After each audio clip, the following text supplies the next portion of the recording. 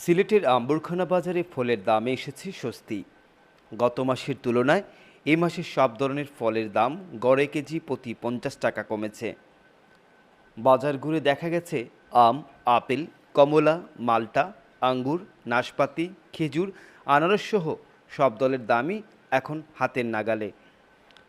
ফল বিক্রেতারা জানিয়েছেন পাইকারি বাজারে সরবরাহ বেড়েছে এবং আমদানি স্বাভাবিক থাকায় দামে এই পতন ঘটেছে।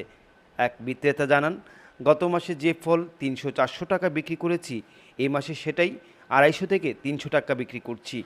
সরবরাহ ঠিক থাকলে সামনে দাম আরও কমতে পারে। বাজার সংশ্লিষ্টরা মনে করছেন, এ দ্বারা অব্যাহত থাকলে ক্রেতা বিক্রেতা উভয়ের জন্য এটি হবে স্বস্তির বিষয়। গত মাসের দাম একটু বেশি আছিল, এখন দাম কমিয়ে আইছে আপনার।